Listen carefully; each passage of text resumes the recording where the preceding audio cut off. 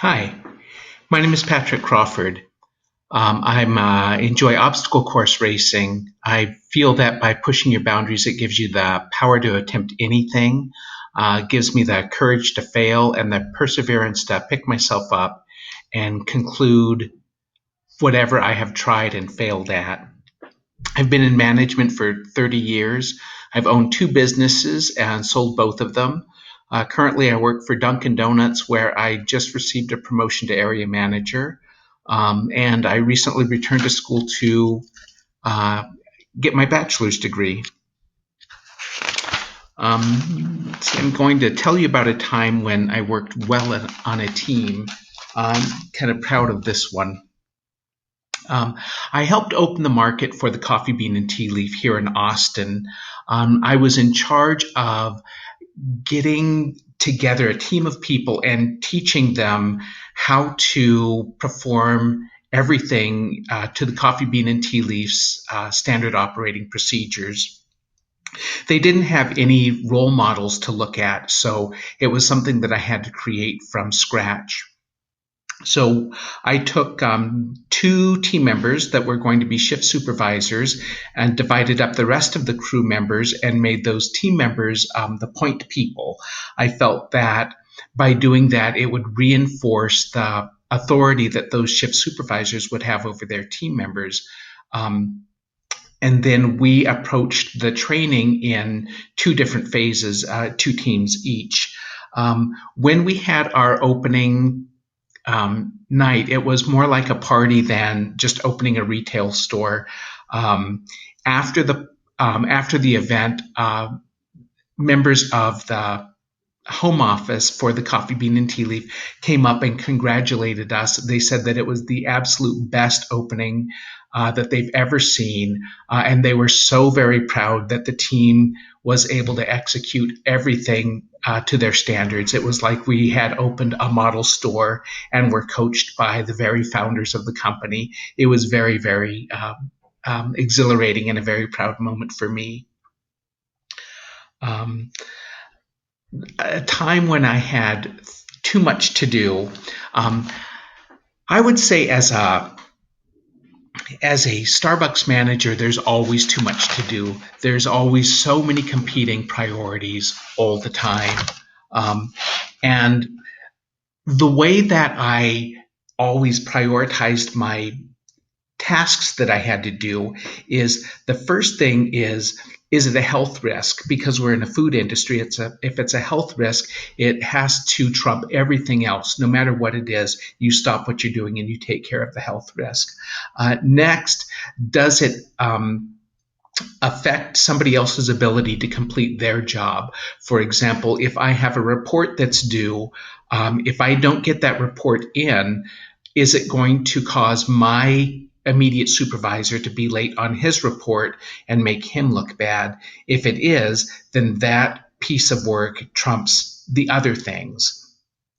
Um, Thirdly, can it be delegated? If it's something that can be delegated, it's very much worth your time to stop what you're doing, train somebody to do that, delegate that task, and then come back and inspect what they're doing to make sure that that task is being done well. And fourthly, does it affect the respect that you have for somebody? For example, scheduling. I feel that having a schedule out there for your team members to be able to plan their life around is so very effective in showing that you care about them, that you respect what they're doing, that sort of thing must be high on the list of priorities as well. There are some things where you're just going to have to put off until the next day. You can't complete everything all the time, and so you have to make choices. A time when I went above and beyond the call of duty. Um, we had a customer in the coffee bean and tea leaf who was a regular. She would come in every morning, get her drink, and then go. We had become not friends, but acquaintances. She was going on a trip, and she had been talking about this trip. She got everything that she needed, um, but she left her purse at the store when she left. She was on her way to the airport to catch her flight. Behind, she had left her passport, her driver's license, her tickets, everything. Um, and so there was no way for me to contact her, but I knew that I knew what gate she was going to be and which flight she was taking. And so there were three of us working that day. I took the least effective barista that we had, and gave her gas money and told her to drive to the airport and find this person, which she was able to do. Um, the other team member and I stayed behind and did the work of three people. It was hard, but the lady made her flight and came back and showed us pictures of her vacation. And she had a marvelous time. We worked very, very hard through the morning, but she had a great time. And so it was very, very worth it. Um, I'd like to tell you now about a time where I worked effectively under pressure. Um, I owned or rather was the managing partner of an insulation subcontractors company. My partner had sold a job to a racing team, a car racing team, and we were going to soundproof a room. And on paper, it seemed like a very, very easy job, but the materials were unfamiliar to us, and we didn't have all of the tools that we really needed, although we didn't know it at the time. The thing that really was the kicker was that we had a very short window to get this work complete. After the first day, it was very, very apparent that we were in over our heads. And I tried that evening to call some of our competitors and have them come out if they had, and I was going to subcontract the work to them, but everyone was busy at that time and they couldn't make it.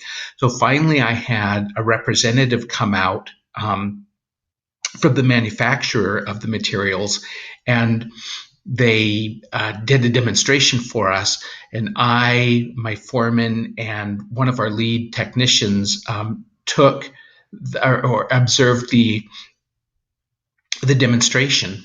At that point, we took the rest of the crew and we divided them up into three teams, and we worked around the clock while my managing partner had a couple of people, and he did the rest of the work that the company had going on.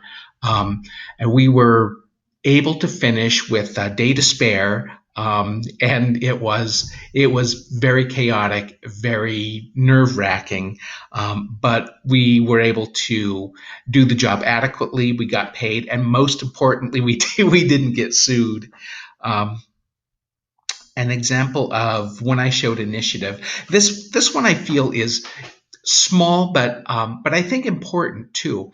There was it happened recently at the Dunkin' Donuts. There's a manager that worked in another store, a colleague of mine, and he was having trouble managing his time. He couldn't get any of his tasks done. He was working very late.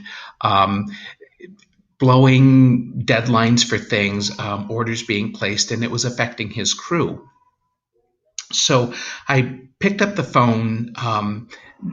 Everyone kept saying, he needs help. Alex needs help.